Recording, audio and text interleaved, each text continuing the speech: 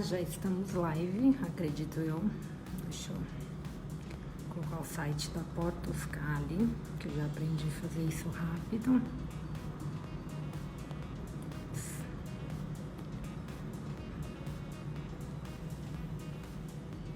Pronto.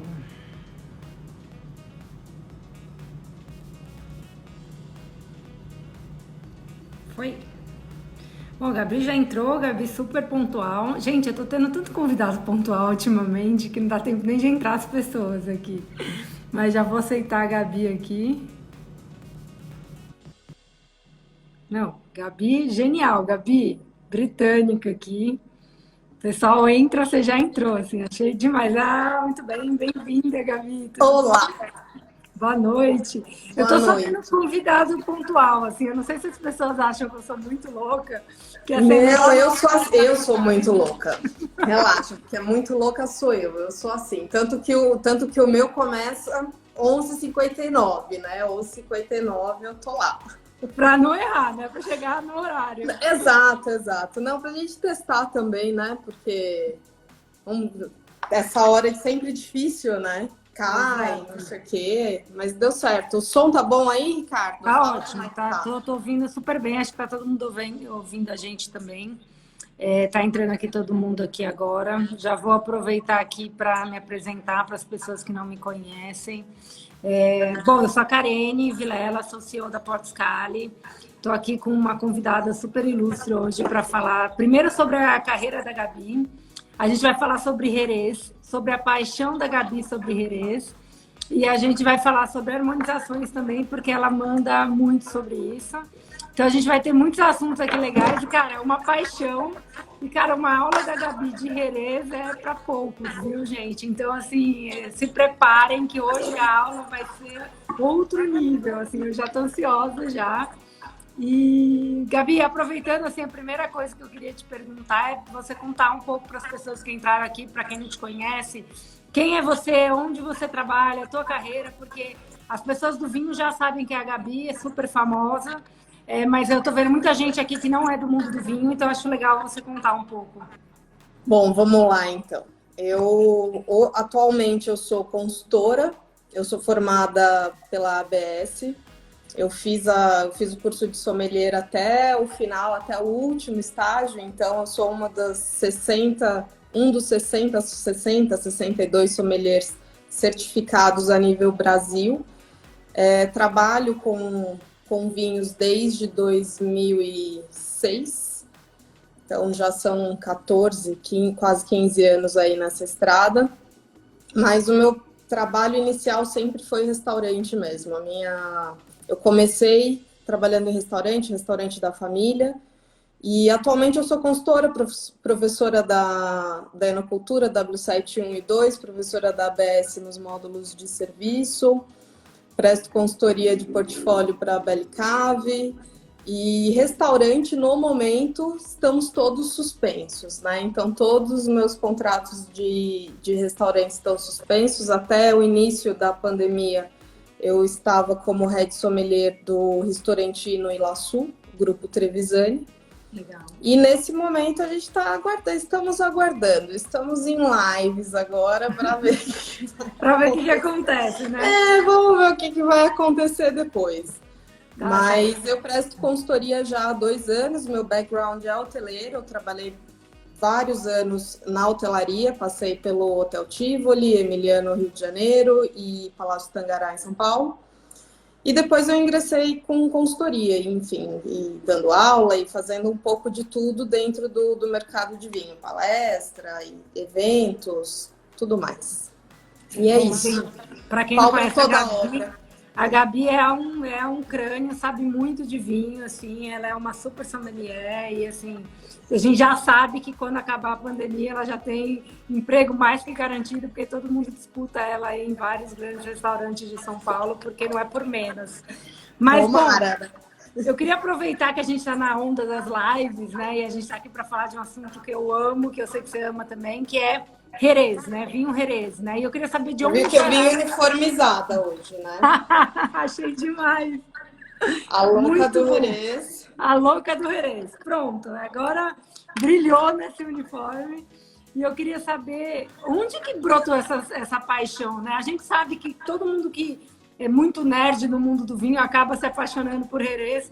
Acaba chegando lá, né? Mas meio que é o último lugar que vai se encontrar.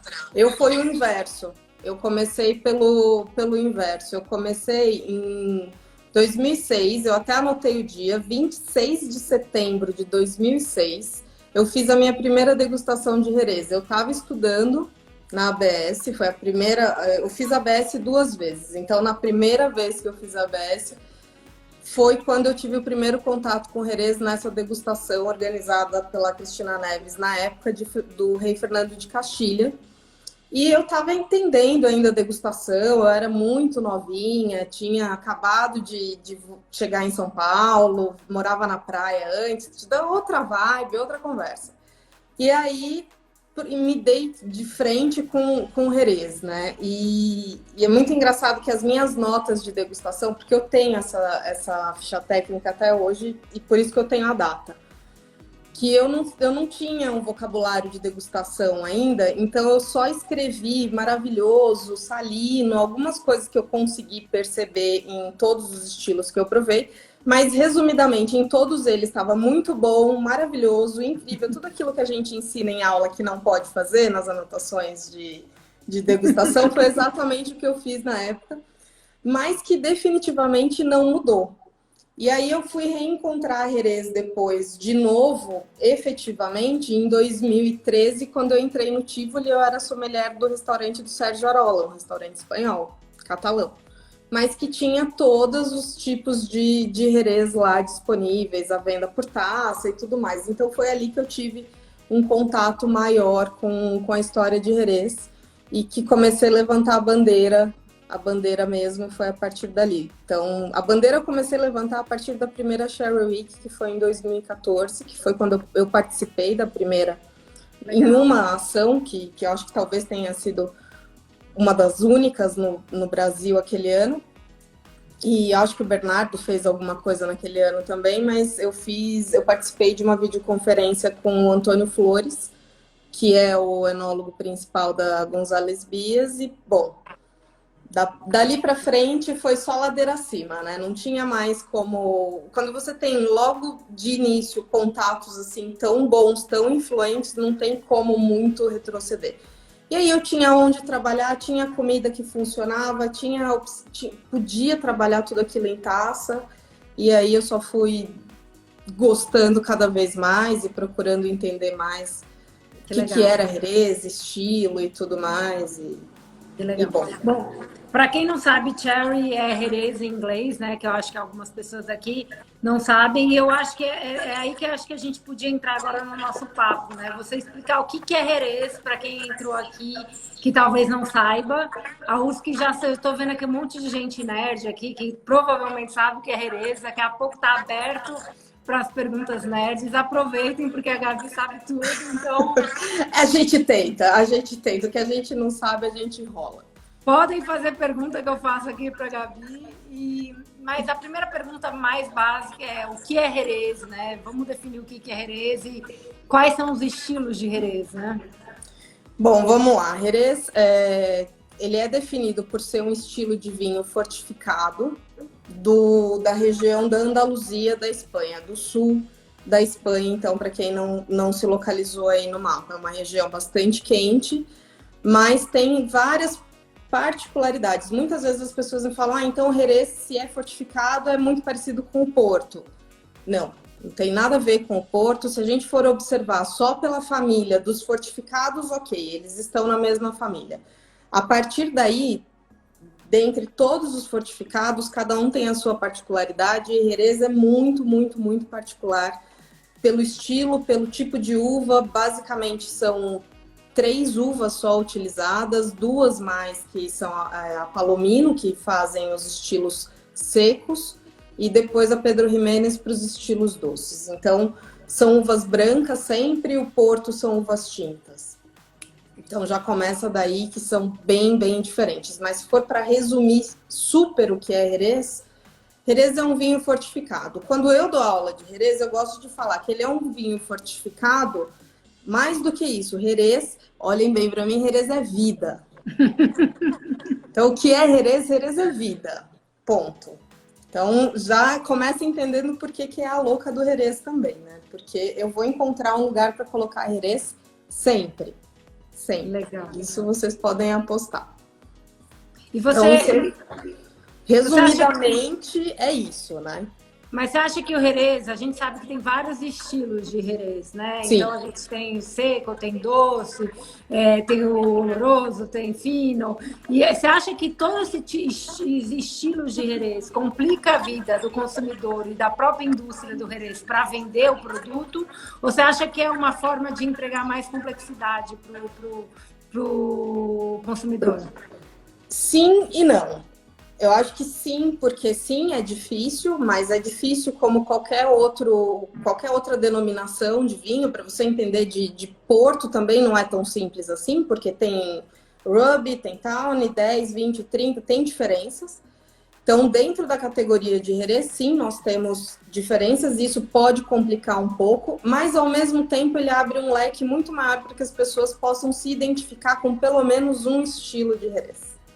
Que eu acho que isso é o grande lance de Jerez, o fato dele poder atender basicamente qualquer perfil de consumidor, porque ele vai desde um muito seco até um muito doce, passando por vinhos com aromas florais, outros com aromas mais oxidativos, de notas de nuts, de amêndoas, castanhas, chegando nos vinhos doces, que ainda assim, se a gente for considerar todos os estilos de doces, esses mais florais, e os outros com as notas amendoadas também.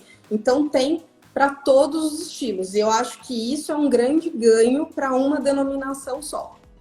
Quando a gente fala em uma apelação que tem a possibilidade de atender tantos estilos, a gente está falando de muita riqueza de uma apelação só. Então, por isso, eu acho que ele tem a possibilidade de alcançar mais pessoas. Mas obviamente que a gente precisa concordar que tem aí sua dificuldade de entendimento. E aí eu vou voltar para quando eu estava aprendendo Jerez, nesse primeiro dia, nessa primeira degustação, que me falaram que tem dois tipos principais de criança biológica e depois criança oxidativa.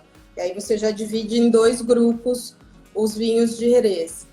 E aí depois dentro desses dois grandes grupos vai subdividindo em outras categorias. E aí onde nós temos o fino, e aí eu desenhei aqui para ajudar a galera. Porque Jerez é muito difícil explicar todos os estilos sem mostrar, né? Então o fino, o manzanilha, que são de criança biológica, depois o oloroso e o Pedro Ximénez, que são de criança oxidativa, palo cortado e amontilhado, que são um misto das duas crianças. E aqui os símbolozinhos deles, porque Jerez tem muita história para contar mais do que tudo, né? Não é só uma denominação que faz vinho, a gente está falando de uma das denominações mais antigas, a gente está falando de uma região que já produzia vinhos em 1100 a.C. Então tem toda uma história. Jerez atravessa a história da humanidade. A humanidade vai se desenvolvendo, vai se construindo, e Jerez continua lá, fazendo vinho, desde sempre. Em algum momento, não vinho para consumo, porque foi dominado por povos que não consumiam bebida alcoólica, mas continuavam produzindo uvas e destilando esse vinho para a elaboração de remédio e perfume, fazendo álcool dos vinhos de Jerez. Mas aí tinha uma galerinha que tirava um pouco de vinho e continuava tomando e tal, porque sempre foi um vinho bom. Participou ativamente das negociações com a Inglaterra, até um determinado momento que o porto de Cádiz foi saqueado e dali foram roubados 300 barris de vinhos de Jerez levados para a Inglaterra. E na Inglaterra começou-se a desenvolver o consumo de Jerez, que na época era conhecido como sherries, que era a herança ainda do nome muçulmano. Então, quer dizer, é uma região com muita história para contar. Se for só para fazer a história de Jerez, a gente passa 1h30 contando só a história de Jerez em termos de nome, por que é sherry, por que é sherry com CH, com SH, por que virou Jerez depois. Enfim, então tem muita história para contar, além da história do próprio vinho, de como ele é produzido e tal. Mas esse vinho que a gente conhece hoje, ele existe a partir do século XIX. Então isso a gente precisa ter em mente, que é um processo muito mais moderno, mas que já existia fortificação desde muito tempo antes, justamente para manter a qualidade nas vendas, especialmente para a Inglaterra. Legal. Deixa eu te fazer uma pergunta. Perguntaram lá atrás... Você me corta, tá? Porque eu vou falando, eu não paro nunca mais. Fica tranquila que eu vou perguntar. Fica sossegada que a gente está aqui 2 falarinas, a gente vai longe aqui. Eu tenho aqui... Eu queria saber, primeiro, qual é o seu estilo preferido de Jerez? E segundo, se você fosse escolher um estilo para ser o ícone de Jerez, assim, falar, cara, esse é o estilo que deveria ser comercial, bombar, qual seria? O meu estilo favorito depende do dia, depende do momento. De novo, eu entro no ponto onde tem variedade dentro de Jerez para a gente escolher de acordo com o dia, com o momento, com a comida, com o lugar e tudo mais. Dos biológicos, eu gosto muito de manzanilha. Adoro os manzanilhas, acho que tem frescor suficiente, são delicados. Então, para bebericar à toa, eu gosto muito de manzanilha. O fino tem um momento bastante propício também, acho que ele é muito fácil de se beber e não por nada é o estilo de Jerez mais consumido, até em função de preço também, porque ele é um dos mais baratos. Mas sem dúvidas me encanta muito a complexidade do palo cortado. Palo cortado, não só complexidade, mas textura de boca, é um dos Jerez que tem mais residual de glicerol, isso por todo o processo que ele passa. E isso traz mais textura em boca, né? Essa quantidade a mais de glicerol traz mais textura. Eu acho ele mais gastronômico, mas também não é um vinho para toda hora. Não é um vinho para aquele... ele, se for para encaixar numa categoria de vinho tradicional, ele é aquele vinho mais encorpado, aquele vinho mais pesado, que talvez não vai funcionar em qualquer momento. Tem um momento certo para ele. Assim como tem horas que eu quero um Pedro Ximénez, porque aí eu vou substituir um doce por uma taça de vinho doce. Legal. O Douglas está perguntando, ele tem um amontilhado 30 anos, ele está perguntando, acho que é da bodega, se eu não me engano era da bodega Tradição, ele está perguntando o que você acha, se ele deve beber ou guardar. Eu acho que ele tem que me convidar para beber junto com ele. É só isso que eu acho. Não se pode ter vinho desse nível e não me convidar para beber. Seguinte, Jerez. E bebe com o que? Ele perguntou, né? Bebe sozinho ou harmoniza, né? Vamos lá, Jerez é o tipo de bebida que sai pronta para o consumo. Tá? Guardar não é uma opção para Jerez, quer dizer, até é. Só que ele não vai ganhar nada depois que você guarda. Então, não tem muito motivo para guardar. E uma das coisas que eu costumo dizer, que comprova o que eu digo, é a rolha. Esse tipo de tampa de vinhos de Jerez, e todos os vinhos de Jerez vêm com essa tampa, isso já indica que são vinhos prontos para o consumo. Porque não são rolhas de guarda. Tá? Então, são vinhos que, primeiro, se você tiver que guardar, guarda eles em pé, porque o volume alcoólico vai corroer essa rolha, você pode perder esse vinho em algum momento. Então, assim, ele já envelheceu, esse seu 30 anos, já envelheceu tudo que ele tinha para envelhecer lá na bodega. Agora, o negócio é beber esse vinho. Beber com o quê?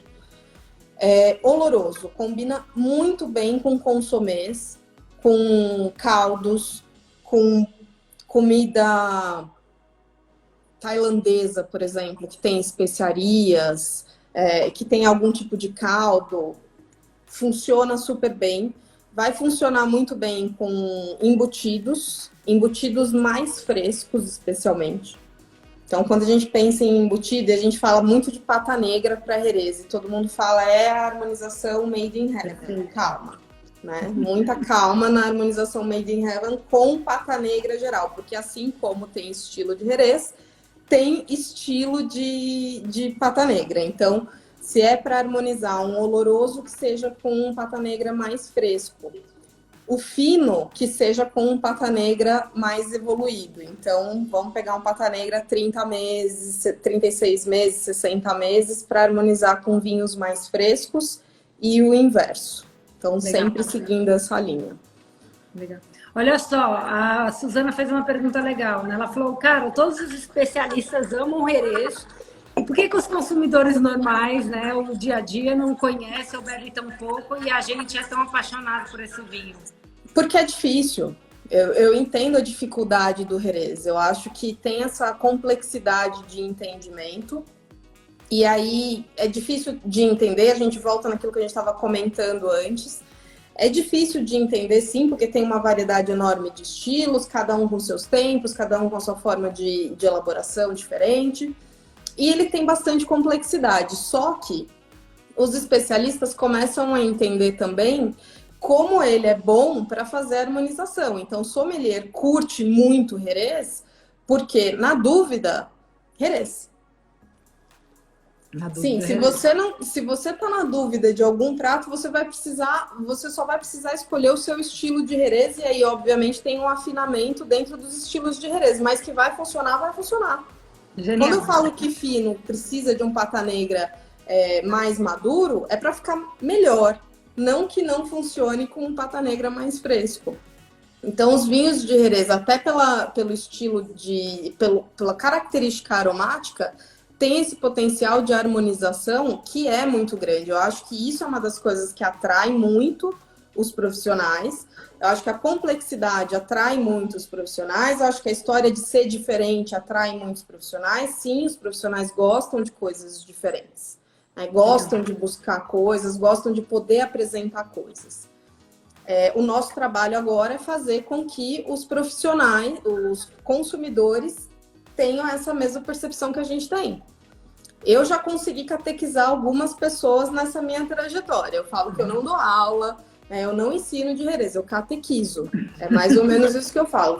Não gostou de Jerez porque não degustou Jerez comigo ainda. Depois que degustar, aí vai gostar, não tem jeito.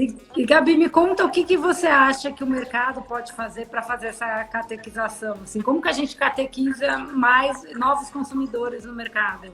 Eu acredito muito na coquetelaria como pushing para justamente levar o Jerez para a boca do consumidor.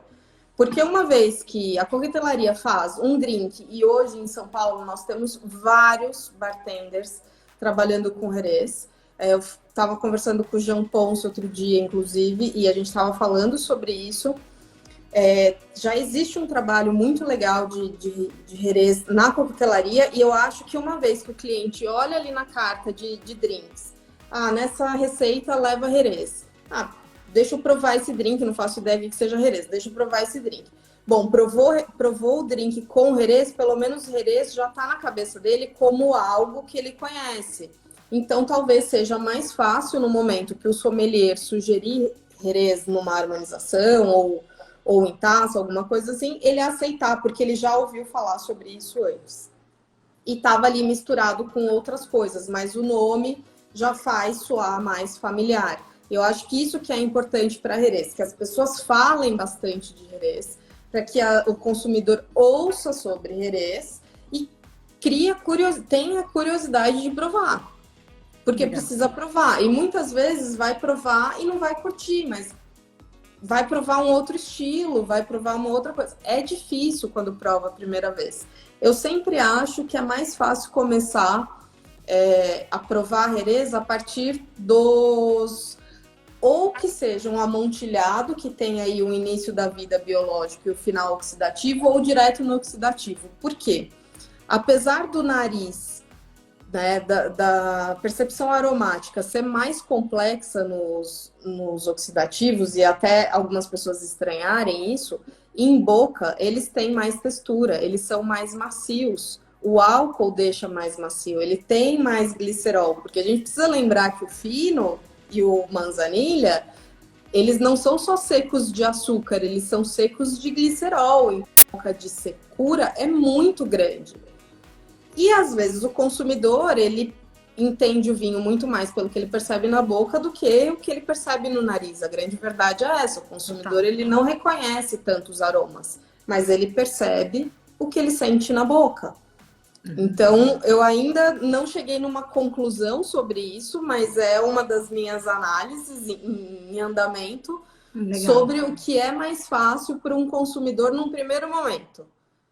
Eu ainda vou fazer o experimento de um grupo de consumidor provando o Jerez pela primeira vez num fino e um grupo provando um oloroso. Eu concordo totalmente com você, Gabi. Toda vez que eu dou um fino para alguém, a pessoa fala, o que é isso? Todo mundo fica desesperado. Agora, um oloroso, o pessoal fala, ah, tudo bem, acho que eu já ouvi falar disso, já conheço alguma coisa, né? Porque primeiro que o aroma lembra um pouco o vinho do Porto no oloroso. Né? Então tem essa similaridade, ele já reconhece alguma coisa, o fino é completamente diferente, né?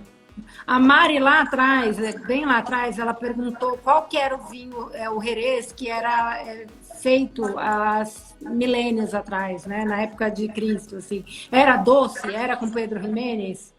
Não, eles faziam com... Na verdade, assim, não se tem o histórico exato da uva. Nesses 1100 antes de Cristo, não se sabe ao certo que tipo de uva que era, mas se entende que muito depois, ou há muito tempo atrás, já eram essas uvas com outras uvas também. Acontece que pós-filoxera, porque nós temos um mundo do vinho, e isso precisa ficar claro, né? Para todos os lugares vai ser a mesma história. A gente tem um mundo do vinho pré-filoxera e pós-filoxera. Então, no pré-filoxera não sabe-se exatamente, já tinha lá Palomino, já tinha Pedro Ximénez, mas tinham outras castas também. No pós-filoxera sobraram essas e foi o que eles realmente replantaram. Então, te dizer qual era a uva, não sei, nunca li. Se alguém souber isso, até é uma informação nova para mim. Essa eu realmente não sei. E Gabi, aqui ó, o Volney, Magia do Vinho e a Tati, todos estão discutindo o Jerez no Brasil. Estão comentando aqui que estão falando que é um pouco difícil de achar, se tem muita opção, por que não tem tanta, né? Eles estão discutindo aqui por que o mercado do brasileiro não investem aqui nos vinhos de Jerez aqui para vender no Brasil. É um pouco daquele ciclo infinito, né? Que você nunca sabe o que veio primeiro, se foi o ovo ou se foi a galinha. Por quê? Não tem vinho, não tem Jerez porque não vende e não vende porque não tem.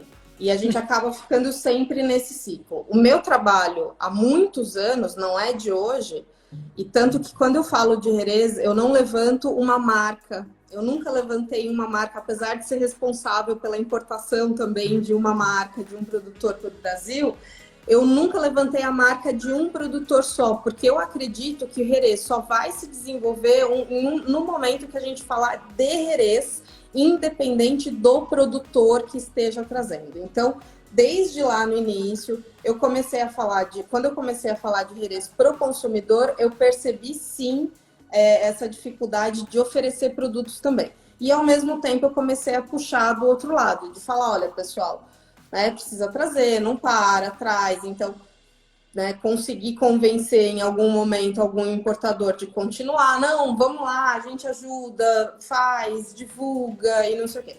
Mas é um trabalho de formiguinha. Jerez não investe em marketing. Diferente de outras apelações, Jerez de la Frontera é uma apelação pobre.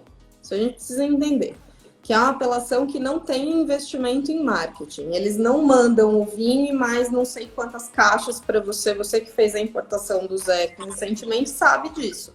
Eles não mandam vinho para você sair abrindo, para você fazer evento. Não tem verba de marketing, não tem nada disso. Então, significa que o vinho vai ficar lá. A importadora também não vai colocar tanta energia, talvez, num produto que ela precisa tirar do bolso dela para desenvolver. Então, quer dizer, tem todo um problema. Aí entrou Gabriele, vou falar de mim, tem outras pessoas também que fazem isso, mas é o que eu vejo e eu procuro fazer esse trabalho. Então, eu falo para todo mundo, vamos fazer. Chega na época da Share Week, quando a gente começou a falar de Sherry Week, eu comecei a puxar as pessoas para fazer ações e mandar mensagem, inbox e WhatsApp, não sei o quê. O que você vai fazer? O que você vai fazer? O que você vai fazer? Me questionaram, mas o que você ganha com isso? Falei, cara, diretamente nada, mas uma vez que o Brasil se posicionar num lugar onde o resto do mundo consiga enxergar o Brasil como um potencial consumidor de Jerez, então a gente vai começar a ter mais atenção dessa denominação, que vai mandar mais ações para a gente e a gente vai conseguir fazer mais coisas. Então, eu acho que de alguma forma tem que começar. E o Brasil, ano passado, Sherry Week, nós ficamos, eu acho que em terceiro ou em segundo lugar no mundo, em número de ações, né? Porque a Espanha nunca conta, porque eles são sempre muito over, então, fora a Espanha, eles fazem um ranking dos outros países. Mas Japão, né? Tóquio é sempre um dos primeiros, depois a Inglaterra, e, cara, e Brasil, estávamos ali. Com Inglaterra e Japão. Então, quer dizer, agora a gente começa a ter alguma relevância. Pô, os caras de Jerez começaram a me curtir, sabe? Então é o tipo de coisa assim, é pequeno, é passinho de formiguinha, que a gente vai trabalhando, vai falando. Por isso que é catequização. Porque você vai pregando aqui, aí você prega ali. É quase testemunha de Jeová, né? Batendo na porta das pessoas. Você já ouviu falar de Jerez? Então, deixa eu te contar o que é Jerez. Jerez é uma bebida incrível, maravilhosa, que vai salvar a sua vida. Então, genial, genial. Você comentou que a denominação não tem muito dinheiro. Eles não têm mesmo, mas eu acho que eles estão fazendo um excelente trabalho de conteúdo, né? Até a Bruna comentou aqui que ela fez um curso, e eu acho que eles estão realmente dando muitos cursos para vários profissionais, especialistas, né? Eu acho que muita gente está conseguindo aí fazer cursos com a denominação de Jerez, eu acho isso legal. Eu quero deixar uma dica para o pessoal que está aqui na live, que o site oficial do Conselho é o sherry.wine. Então, vou até escrever aqui. Ótimo, escreve sim. E aí, Gabi, o Ferrazzo perguntou lá atrás, uma pergunta bem de nerd, mas eu não vou deixar passar, porque, enfim, se você já bebeu algum Jerez feita de Tintila de Rota. A uva. Tintila de Rota, não.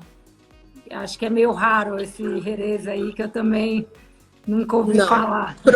Provei algumas coisas mais raras, assim, quando eu estive lá, mas não provei com essa uva, não. São coisas que se bebe lá, né, com certeza.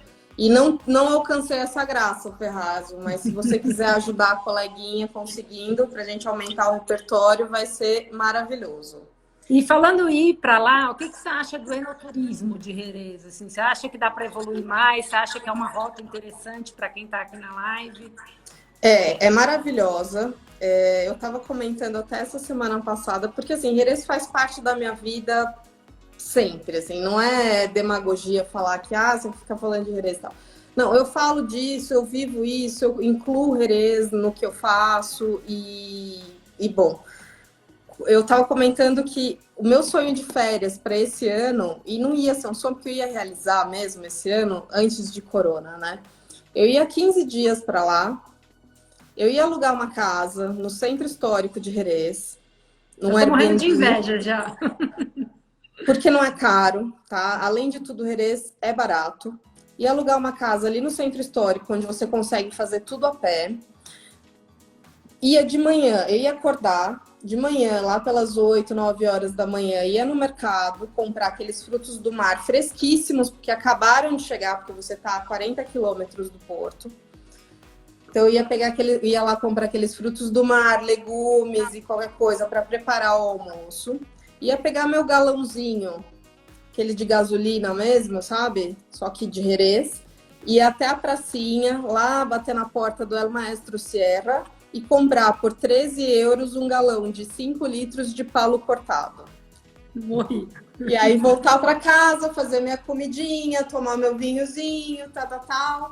Lá para 6, 7 horas da noite, ia para a rua de novo, e aí ia lá no tablado flamenco, El Passarre, que toma mais umas copas de Jerez por 2,50 palo cortado de 30 anos, e comer umas tapinhas, né, porque já tá na hora do jantar. Então, esse era o meu sonho de férias desse ano, passar uns 10 dias, mais ou menos, fazendo isso, e depois uns 5 dias em Sevilha. Delícia.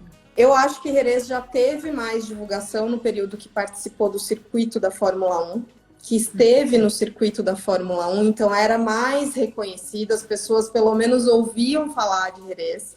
Né? No pódio tinha lá a foto, a González Bias, na época eu acho que patrocinava, então tinha a foto do tio Pepe, tá. Isso fez com que tio Pepe fosse realmente uma marca reconhecida, não só isso, mas acho que isso ajudou também. Até hoje, tio Pepe é a marca mais vendida. Aliás, é uma das marcas mais vendidas no mundo, não só de vinhos de Jerez, né? Em geral, né? Falando de vinho, é das marcas mais vendidas no mundo. E ajudava muito. Hoje em dia, do que eu vi lá 2 anos atrás, virou lugar de férias para idosos do leste europeu. Então, a terceira idade do leste europeu vai para Andaluzia passar férias, porque é uma região muito quente, ensolarada, enfim. Então, é o lugar de férias deles. Mas que acaba não gerando tanto dinheiro, na verdade, né? Porque acaba sendo um turismo mais tranquilo e não investindo, não bebem tanto, né? Eles só para descansar, né? Eles precisam de gente que bebam, que faça que nem eu, vai lá e compra galão de 5 litros. 5 litros, Mas legal, tá todo mundo aqui morrendo de inveja das suas férias aqui. Acho que ano que vem você vai ter que levar umas 40 pessoas que estão. Olha, não vai ser esse ano. Esse ano realmente acho não vai dar para tirar férias esse ano, mas ano que vem vai ser, e de fato vai ser as minhas férias assim para descansar, porque eu já fui lá, já rodei vinícola e tal. Agora eu quero ir só para ficar bebendo os vinhos de lá e comendo a comida de lá, que é aquela comida mediterrânea maravilhosa que funciona super com Jerez. Então não tem harmonização melhor. Falando em comida, eu queria saber harmonizações, né? Eu queria, antes de saber de harmonizações, você falou muito de palo cortado. Eu acho que uma dúvida latente de todo mundo é qual é a diferença do palo cortado e do amontilhado, né? Por que existe palo cortado? De onde brotou esse negócio, né? Então, eu acho que você poderia falar isso e depois contar um pouco de harmonização pra gente. Tá, vamos lá. Antes de chegar lá, esse daqui é o sistema de solera. Tá? O sistema de criadeiras e soleras é esse formatinho aqui. Essas bolas são barricas, tá? Para quem não entende o meu desenho. Cadê o Thiago Mendes para vir me sacanear dos meus desenhos? Nesse período de sobretábua, que é quando o vinho chega na bodega, porque lembrando que Jerez, basicamente, ele só considera a produção do vinho uma vez que ele já tem um vinho base pronto. Ele vai considerar o vinho de Jerez a partir daquele momento para frente. Então, recebe o vinho na vinícola pronta, o vinho branco pronto, e a partir dali ele vai entrar no sistema de classificação.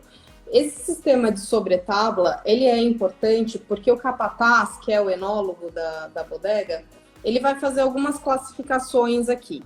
Nesse primeiro momento que ele recebe o vinho, antes de entrar na sobretábua, ele prova esse vinho, que eles chamam de mosto, né, que é o vinho cru. Então, vamos entender assim, o vinho cru. Ele prova esse vinho e ele fala, bom, esse vinho tem potencial para fino, esse para oloroso, esse para qualquer coisa. Então, primeiro ele vai dividir entre fino, entre biológico e oxidativo. Então, esse daqui é da família dos finos ou esse é da família dos olorosos. E aqui tá o sinalzinho. Esse sinalzinho é do fino e esse daqui é do oloroso. Depois que o vinho já está nessa sobretábua, já está ali na barrica durante de 6 a 12 meses, ele faz uma segunda prova. Nessa segunda prova, ele ou confirma aquilo que ele identificou no início, ou muda. E um palo cortado, ele pode surgir aqui, nesse momento. Ele pode surgir aqui já. E normalmente é aqui onde ele surge. Então, ele vai confirmar nessa segunda prova, ele vai dizer, ok, é fino mesmo, então continua com o palo ali. É oloroso só a bolinha. Essa barrica aqui tinha um mosto muito especial, tinha um vinho já de grande qualidade. E aqui, então, ele define que é um palo cortado. Esse é o símbolo do palo cortado. Palo cortado. Então, aqui ele pode definir que é um palo cortado. Por quê? Nesse momento aqui, o vinho já começa a perder flor, ele poderia ter flor, e ele começa a perder flor. Mas ele perde flor nas beiradas. Não abre grandes espaços da flor, né? Que é essa camada de leveduras que protege o vinho. E aí ele faz o corte, porque ele vai dizer, esse daqui tem potencial para ser um palo cortado. E esse X aqui são os vinhos que perdem a flor, mas perdem a flor com grandes buracos, ou seja, tem muita oxidação invadindo esse vinho. Esse daqui, ele é ignorado, ele é isolado, e esse vinho ele vai passar provavelmente para refrescar soleras de vinagre de Jerez, que é uma outra denominação que são os vinagres de Jerez. Então, essa barrica que já oxidou demais, ela não vai passar a nada. Ele não tem qualidade para mais nada. Então, é um erro achar que vai ser amontilhado. Não, ele vai ser ignorado e vai virar vinagre de Jerez. Daqui, desse primeiro vinho, é que ele define se é fino, se é oloroso, se tem potencial para palo cortado ou se é amontilhado. Então, normalmente aqui na sobretábua que isso acontece. É nesse período de 6 a 12 meses depois que o vinho chega na bodega. A grande diferença aqui é que esses são fortificados a 15% de volume alcoólico. Aqui também estava fortificado a 15% de volume alcoólico, aqui de 17% para cima. Nesse momento que ele virou palo cortado, ele coloca mais 2 ou 3% de volume alcoólico ali, e aí sim vai iniciar o processo de envelhecimento oxidativo. E aqui o desenho da Solera, só para exemplificar como que funciona. O vinho vai entrando dessas barricas aqui para as criadeiras, e aí parte dele vai sendo sempre dividido entre as barricas de baixo. E isso vai fazendo com que sempre haja essa mistura que foi criada lá antes do século XIX para justamente garantir um vinho sempre com a mesma qualidade, um vinho regular, padrão. Então, digamos que a Solera tenha sido um dos primeiros padrões ISO no mundo. Padrão de qualidade foi o que os caras desenvolveram para conseguir atender um público extremamente exigente, que eram os ingleses nessa época, que consumiam mais vinhos doces. Naquela pergunta que você me fez sobre os estilos de vinhos mais antigos, assim, pelo que eu entendo do início desse processo aí de venda para a Inglaterra, provavelmente eram mais doces, sim, os vinhos, e eles foram ficando mais secos ao longo do processo depois, quando eles desenvolveram ali no século XIX, com a chegada dos ingleses na produção dos vinhos de Jerez. Aí sim eles desenvolveram esses padrões de qualidade e tudo mais. Gabi, e a harmonização? Eu tô com o meu fino e óbvio que eu tô comendo umas azeitoninhas aqui. Pois é. Vai conta de harmonização para as pessoas. Tô com o meu fino também aqui, o Zeco. É harmonização, vamos lá. É um mundo de harmonização. Fala um prato. Nossa, fala qualquer prato? Qualquer prato. Quando eu falo para você assim, eu quero fazer um desafio e não há denominação. Não há uma denominação no mundo que você vai conseguir fazer tantas harmonizações quanto eu vou fazer aqui, exceto champanhe. Não, exceto nem champanhe. Jerez até de champanhe vai levar essa. Fala um prato que eu te falo um vinho. Um carbonara. Carbonara amontilhado. Bom, amontilhado, porque tem a textura do carbonara. O carbonara, ele tem uma nota do tostado, do bacon, mas ele tem uma textura mais cremosa. Eu acho que ele não é tão intenso no oxidativo, mas vai funcionar bem com o amontilhado, que ele é mais intermediário. Polvo. Polvo. Polvo pode ser ou um fino, como o Zeco, por exemplo. Eu acho que depende do polvo, né? Se for um alagareira.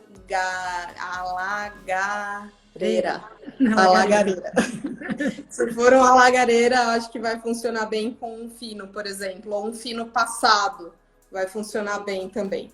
Vieiras, manzanilha. E bacalhau. Manzanilha, bacalhau, depende também do tipo do bacalhau. Então, o bacalhau eu vou ficar entre o fino e pode chegar até num palo cortado, dependendo do tipo de bacalhau. Se for mais cremoso, com mais intensidade, eu chego até num palo cortado. Se for um bacalhau com aquele tradicional batata e azeite, acho que um fino vai funcionar bem também. Sushi sashimi é uma das melhores harmonizações com manzanilha. Não por nada, Tóquio é um dos maiores consumidores de Jerez. Eu jantei ontem sushi e eu tava tomando fino. Eu adoro sushi com Jerez. Acho que é um casamento. E eu amo pipoca. Eu amo pipoca com Jerez fino. Amo pipoca. Gente, eu já fiz até com salgadinho. Quando eu falo assim, escolhe uma comida, escolhe qualquer comida. Feijoada, oloroso. Oloroso, legal. Caviar. Porque tem essas notinhas, caviar, manzanilha, porque tem a salinidade. Ou dependendo do fino, porque o fino também muda de bodega para bodega, né? Então, depende do fino. Se for um fino mais delicado, com mais salinidade, vai funcionar também. Arroz e feijão, vou no oloroso. Vai funcionar bem por conta dessa nota do tostado. O oloroso, ele puxa essa coisa da carne defumada, né? Ele tem esse aroma de carne defumada, ele tem essa nota de bacon. Então, quando você pensa em feijão, funciona. Feijão preto aqui, né, no caso. Cara, eu tô admirada com você, Gabi. Admirada. Eu acho que eu nunca me jogaria num desafio desse. Porque você não sabe de nada. Gente, eu falo, pode colocar churrasco oloroso. Já fiz com costela, levei para o meu pai lá todos os tipos de Jerez e fiz com costela. Ravioli de coelho. A gente precisa considerar aqui a leveza e a delicadeza desse coelho. E a delicadeza também da massa, não é um sabor muito intenso, então a gente precisa considerar essa delicadeza também. Por isso, eu prefiro continuar aí num fino, ou então um manzanilha passado, eu acho que funcionaria muito bem com esse ravioli de coelho. Batata frita, fino. Guacamole foi uma pergunta boa, guacamole. Guacamole que tem abacate, então ele é mais frutado. A gente precisa considerar coentro nesse guacamole, porque tradicionalmente tem esse herbáceo fino. Legal. Bom, Gabi, a gente pode ficar aqui até amanhã falando de... Eu falo para vocês, e pode fazer o teste. Hambúrguer amontilhado. A gente pode falar até amanhã, mas eu vou ter que mudar de pergunta, senão o pessoal vai ficar perguntando comida até amanhã. Ó, o Bernardo ele chega para causar. O Bernardo Silveira, para quem não conhece, eu acho que talvez seja dos primeiros no Brasil a falar profissionalmente de Jerez e trabalhar com isso também, e importar. E assim como eu, a gente veste essa camisa juntos e a gente troca muito sobre Jerez, porque nós dois a gente tem o mesmo objetivo, é fazer Jerez se desenvolver no Brasil. Então, é isso que a gente vem fazendo. Mas ele fica aqui me sacaneando. O Bernardo, acho que foi o primeiro formador homologado, levou prêmio de Jerez já, enfim. Não, e o Bernardo é um profissional aí que trabalha na Zahil, que a gente admira absurdamente, assim, um dos amigos aí de trabalho. E quem não conhece o trabalho do Bernardo, aí sigam ele, que vale a pena. Ele está aqui junto com a gente, uma honra. Obrigada, Bernardo, por estar aqui com a gente. Ele veio aqui só para ver se eu estou falando besteira e depois me puxar a orelha, que eu conheço. Bom, então eu quero fazer uma pergunta para você sobre o Zeco, né? Então, gente, para quem não conhece, o Zeco é o Jerez que a Porto Scali importa. E a minha pergunta é o seguinte, né? O Zeco, para quem não sabe, foi uma marca que ficou totalmente um brand jovem, né? O que você acha disso, Gabi, dessa marca com uma cara que não é herês nem um pouco, assim, jovem, feita para um público meio millennium, assim. O que você achou dessa proposta do Zeco? Eu acho que, primeiro, o que me encanta na história do Zeco é o fato de serem 3 mulheres jovens a se interessar em uma startup e criar esse projeto, tá? Então, começa que daí é aquilo que me encanta, porque eu falo, ainda há esperança. Quando eu vejo um projeto como esse, aí eu tenho certeza que há esperança, porque eu vejo jovens se interessando por herês. Seja profissionalmente, seja comercialmente, seja para consumo, seja como for. Então, começa daí onde eu acho muito bacana essa história. Depois, eu acho que a garrafa, rótulo e tudo mais que eles trabalharam, sem dúvidas, pretende atingir um público mais jovem. De verdade, eu acho que é mais a comunicação que precisa ser feita para chegar nesse jovem do que de fato a garrafa. Aqui o objetivo deles, e eu entendo delas qual foi, que foi atingir os bares, né, e coquetelaria. Então, é uma garrafa que está muito mais realmente parecida com o que a gente encontra nos bares, né, nas prateleiras dos bares. E aí acaba não destoando do que é uma prateleira de bar e chama atenção porque é um rótulo bacana e tal. Então, eu acho que nesse ponto, quando elas focam em bar, faz muito, muito sentido para o consumidor de vinho, que quando a gente fala do consumo de vinho, eu acho que não faz tanta diferença. A minha opinião, acho que a garrafa não vai, não sei. Não sei, eu não sei até que ponto influencia tanto a garrafa e o rótulo, sabe? A minha dúvida é se você acha que os jovens comprariam mais ou não, assim, não sei. Então, eu acho que não, só pela garrafa. Eu acho que a comunicação do vinho precisa vir, e aí eu acho que a coquetelaria pode ajudar sim. Então, se elas criaram isso para entrar na coquetelaria, ótimo, porque daí combina com a minha visão, que é... Então, da coquetelaria, a gente puxa para o consumo de vinho nos restaurantes. Mas eu acho que o herês hoje ele precisa começar a partir daí.